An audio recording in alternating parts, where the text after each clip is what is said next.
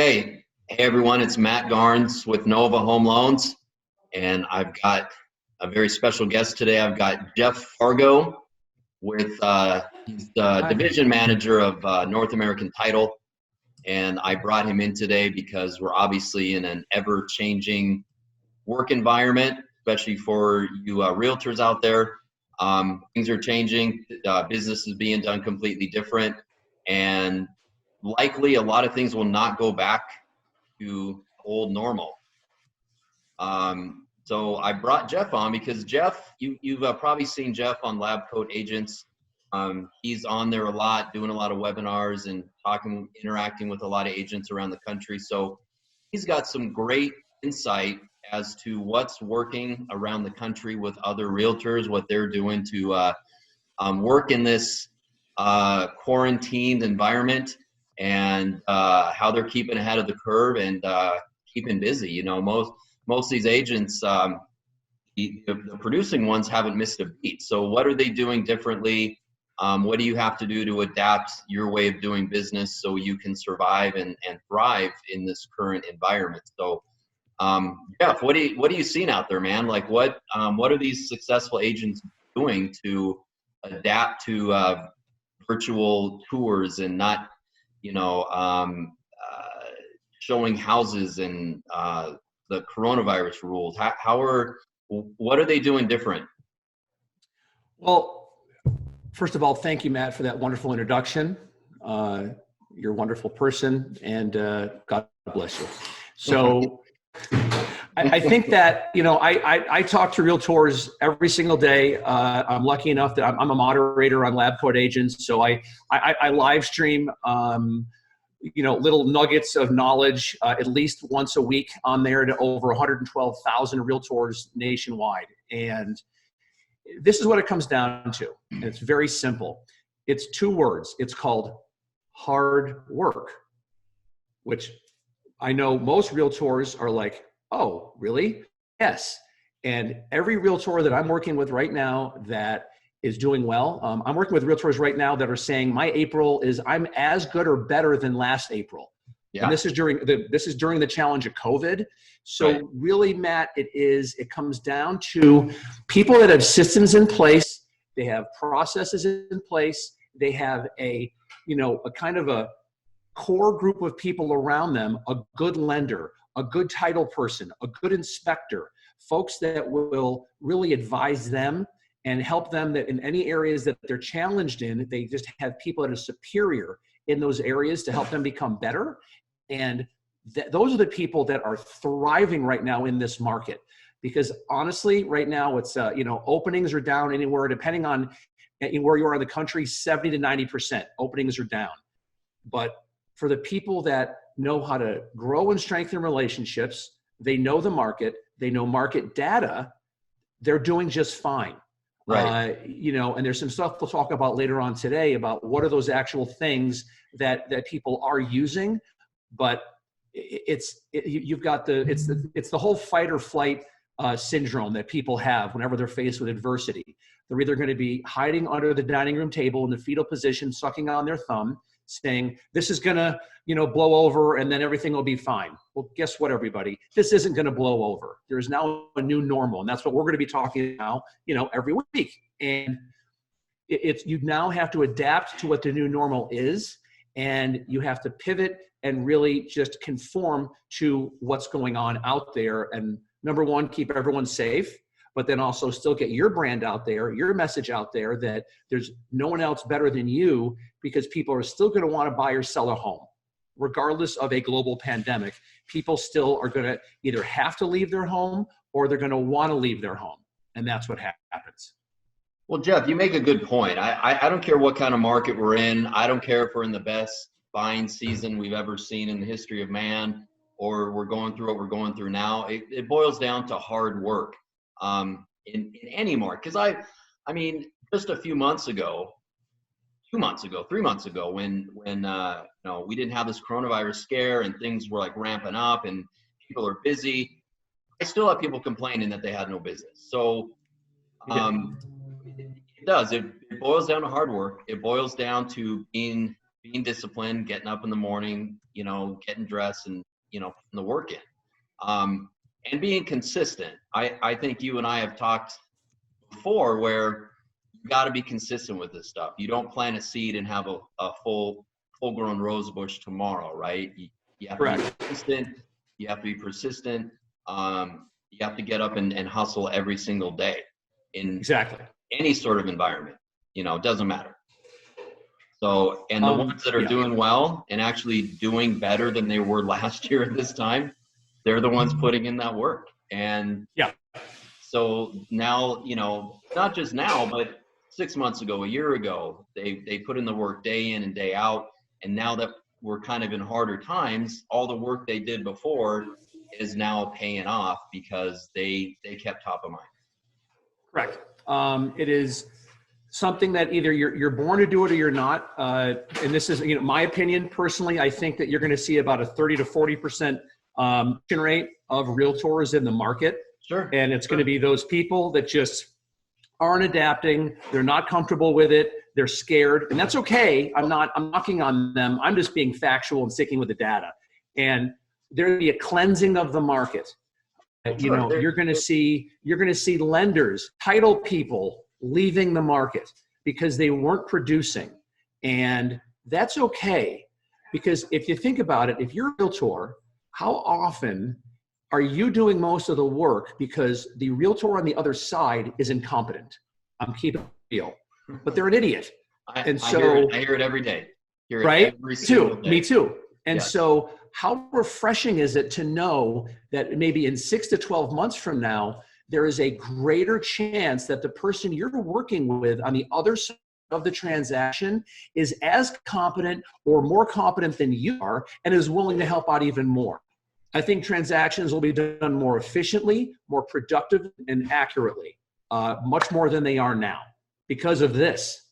Well, I'm telling you, make a good point about a thinning of the herd. And we're going to see that for many reasons. People aren't going to want to put in the extra work.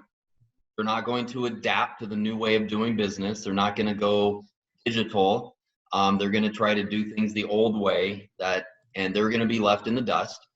And I'm telling you, man, the ones that put the work in and the ones that get through this and adapt and make the proper adjustments, we're on the verge of the biggest buying season we've ever seen because we've got at the tail end of this, we're going to have 3, 4, 5 months of pent up buyers.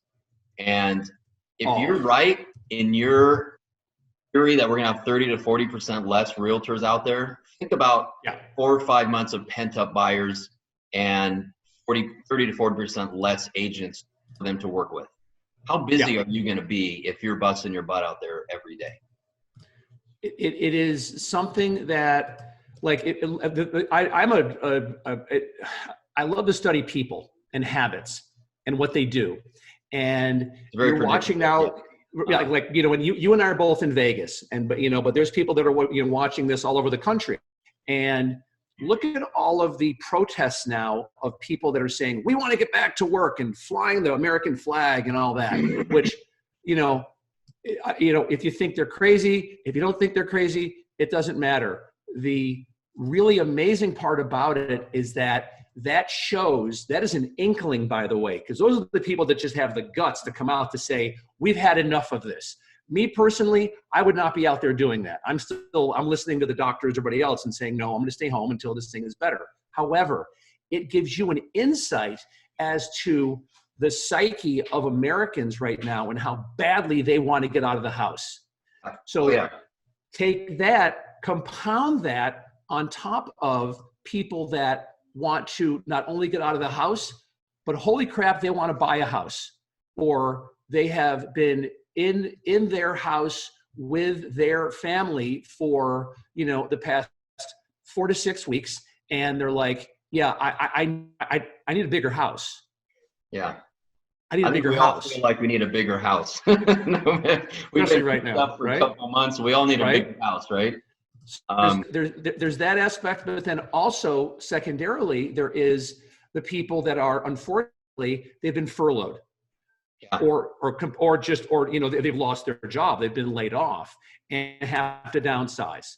That's just a fact of life. They're going to have to downsize. And, as we talk more over the next, coming weeks it's about relevance. And if you're a realtor right now, you need to be relevant to a certain group of people. And we can help with that, but you need to have relevance for these people. Because if you don't, when we come out of this thing, you're not going to be ready for it. And you are going to see an unprecedented economic recovery that's going to come out from this challenge we're having right now. I think so. I think, a lot of industries are going to be a little slower to come back. Travel, large events, they're going to be, they're talking about the 3 phases of reopening the country. Large events and travel is probably going to be like phase 6. But we're going to see people start getting back to work. You're already seeing parts of the country that are opening up, and it'll be a nice little test subject to see how it goes. And if it's successful, obviously, I think others are going to follow suit. Yeah. But you want to have your buyers ready, have them ready, because I know I've got buyers lined up that are just waiting to get back to work. They're waiting to get back to work. They're waiting to get their full payback. They're waiting for this to blow over. And I'm telling you, I think it's going to be, because right now is our normal buying season, right? This is our peak time, like March till about October, right? So everything's being pushed a few months, but we're gonna have buying season times 10.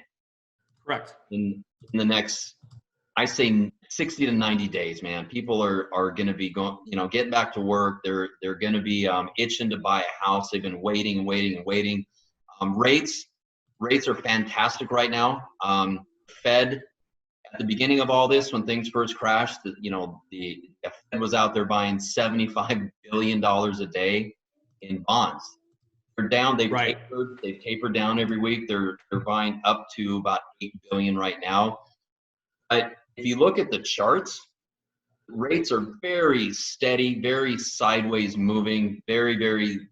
You just found that sweet spot, and there's no indication whatsoever that rates are going to go up anytime soon.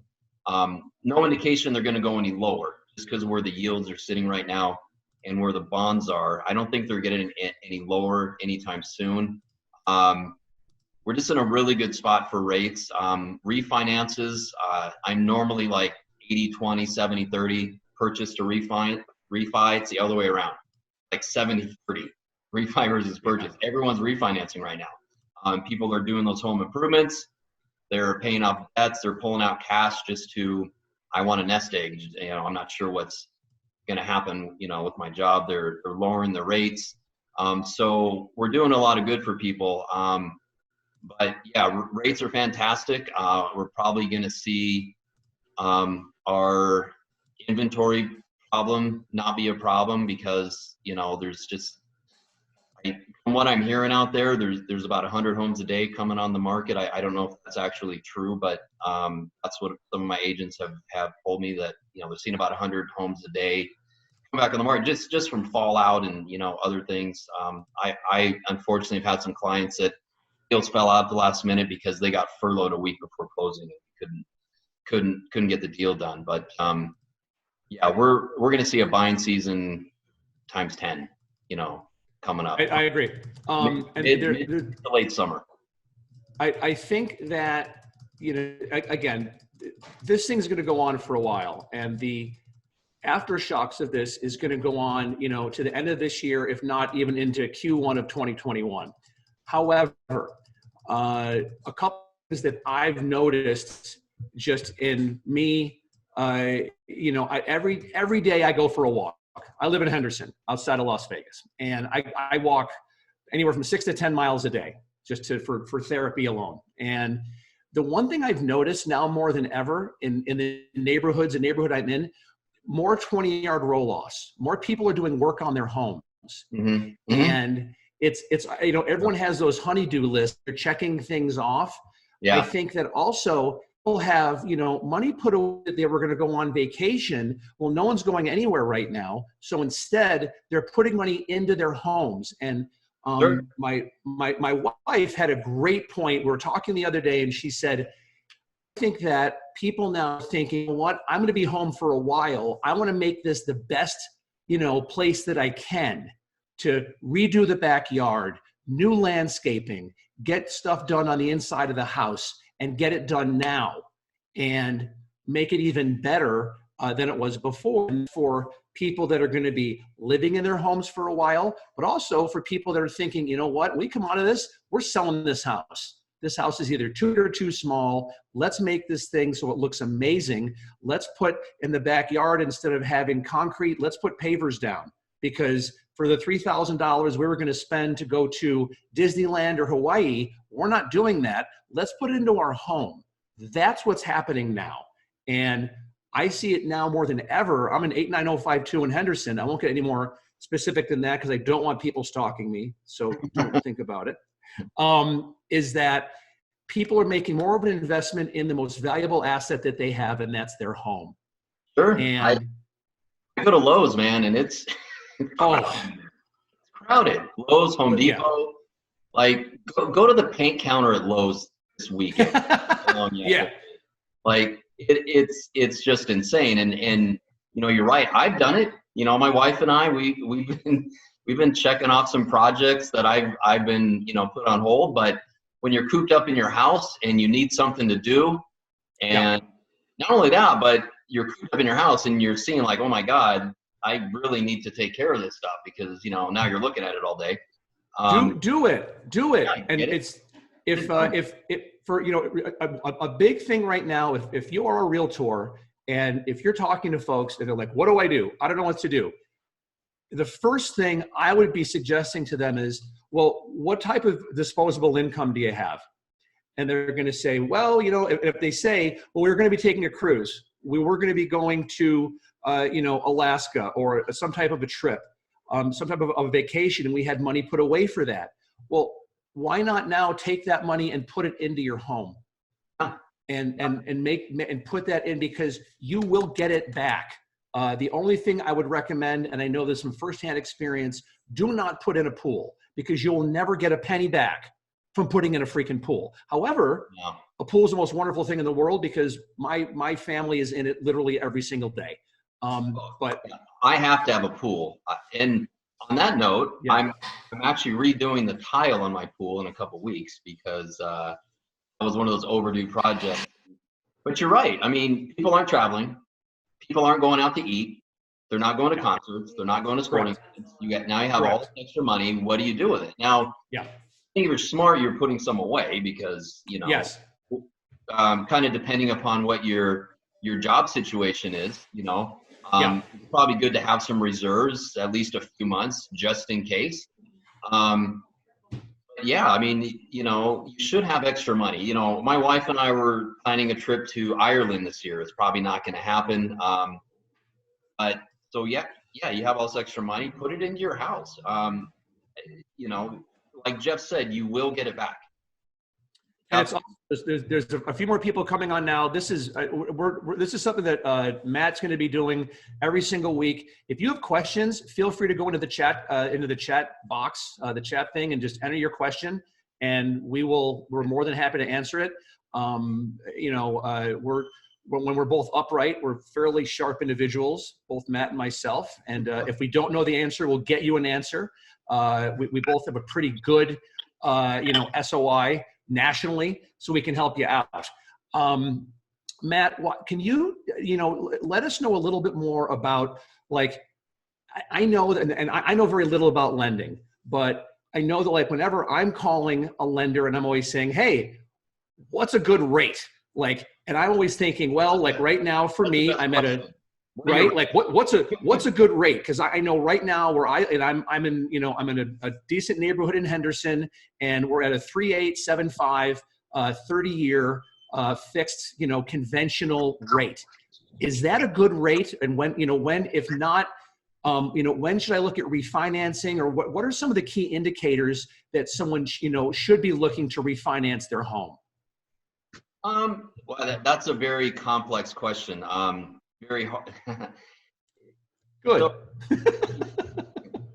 Yeah, see, I don't even know where to start on that one. Like, what's your rate? And so rates are, we probably all know, rates are at an all-time low right now. I'm locking my VA 30-year fixed VA clients in at 2.75, right? That's literally the bottom of the rate sheet right now. You can't even buy down any lower than that, And 2.75. who can qualify for a VA rate? Do I have to be a veteran? Do I have to be someone that's active military? Am I someone that can I be, married to someone that's military? What So, qualifies for a VA rate? yeah, so you have to be either a veteran or active military, U.S. military.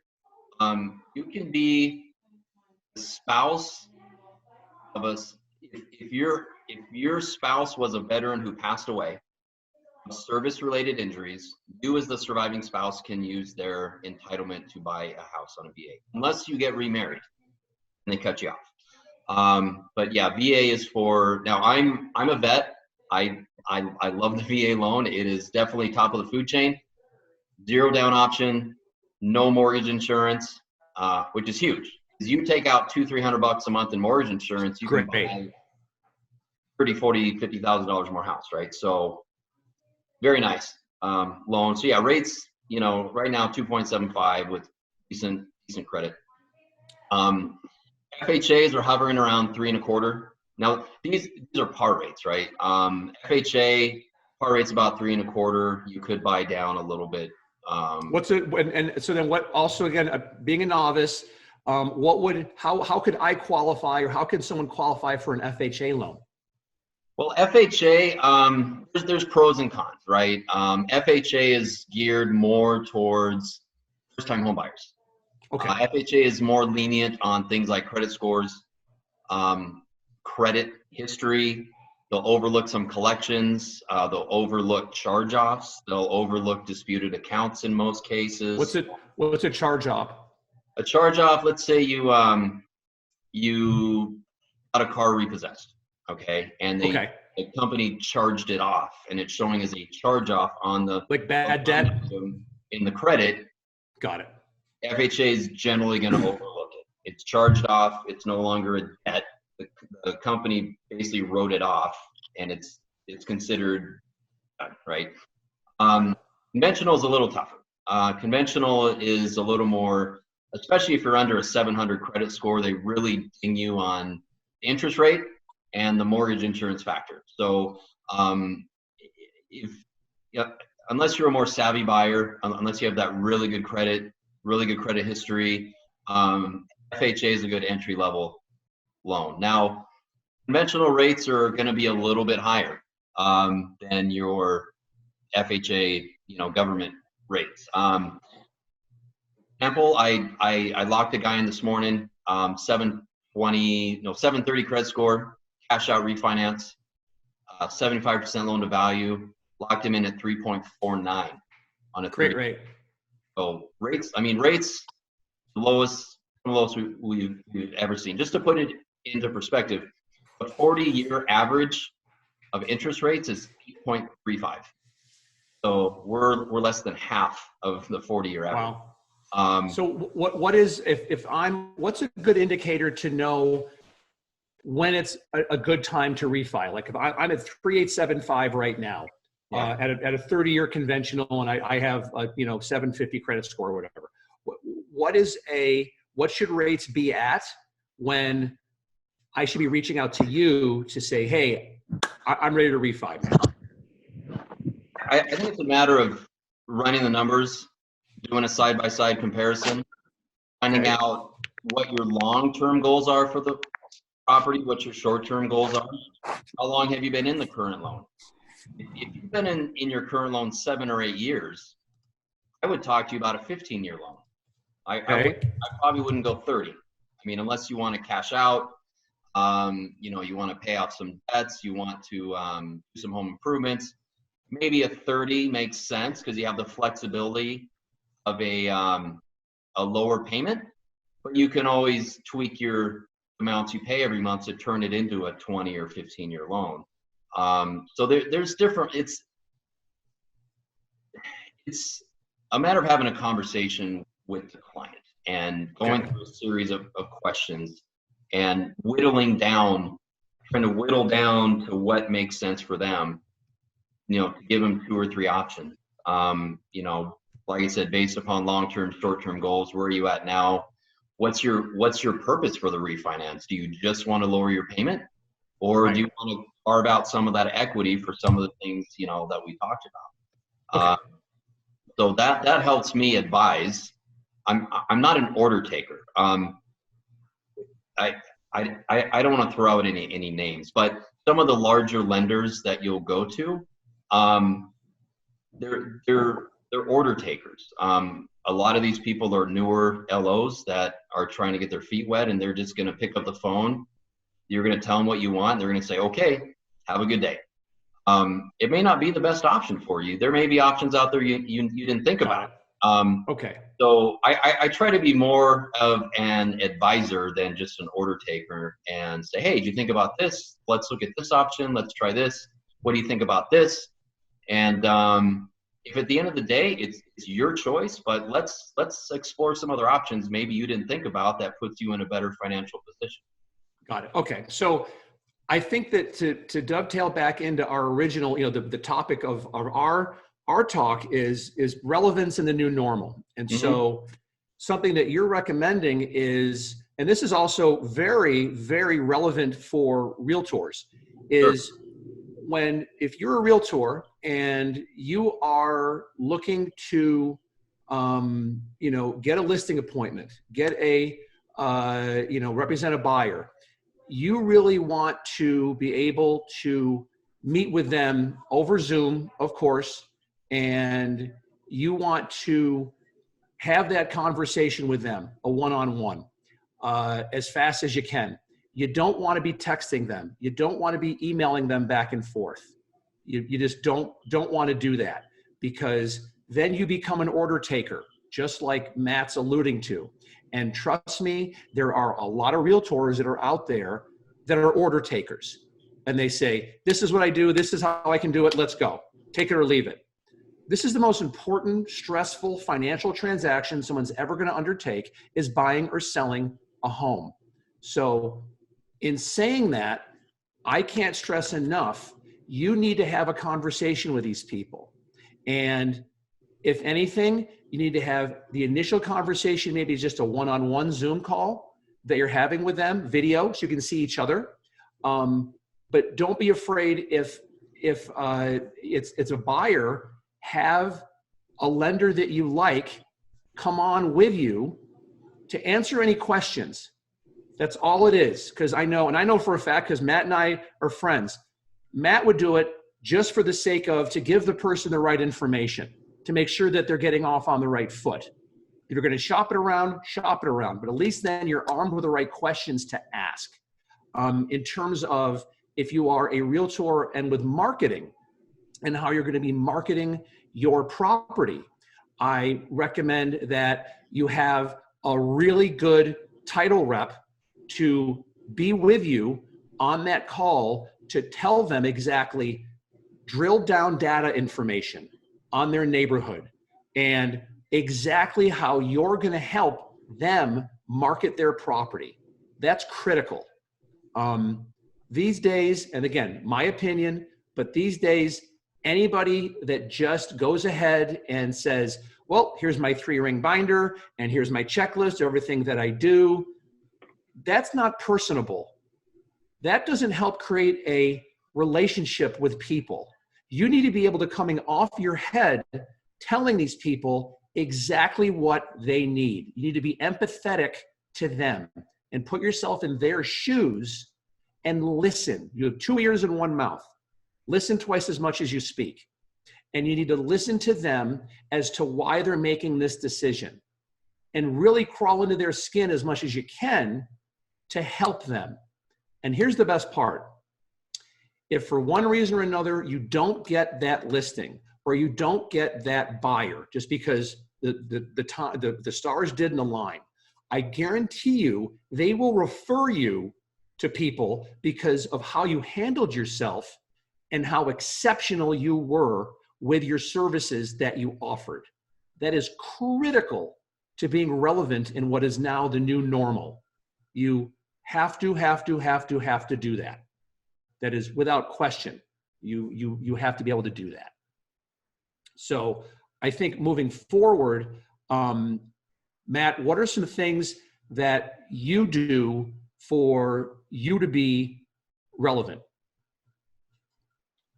Well, I think a lot of what you just talked about, you find out your customers' needs and you address their needs. You can't fit everyone into the same box. What one person wants isn't going to work for the next person. I mean, that's where you're going to separate yourself from a more amateur looking agent to a professional agent, is adapting. It's being all things to all people, right? If this person needs this person needs this person needs this. You can't lump them all and shove them into one box and say you all get this. I hear you need this, but I'm giving you this because that's how I do business and that's the end of it. Yeah. I don't see how you're going to be very successful with that attitude. So be all things to all people. Simple. And I think you're right. I think it's just, we're lucky enough that you're an experienced person in your line of work. I'm an experienced person in my line of work. And I'm sure that you'll agree with me that the way that we've evolved is that we surround ourselves with people that are really smart. And you just become a sponge. You just become a sponge. And I mean, I used to, before I, got married and have kids, I used to love to play golf. It was wonderful. I wasn't very good, but I loved to play it. But I'd always play with people that were better than me because I could watch, a guy or girl and their tempo and how they'd come around on the ball and how they'd bring their hips around or how they'd read a putt. And I'd learn from that and it would make me better. And I've applied that in my life now. Now I'm very fortunate that I'm the division manager for North American Title. I run all of Southern Nevada, but also I oversee all digital strategy for the nation. We're a $700 million title company. So I do that because I have really smart people that are my friends and we're very collaborative, just like you and I are.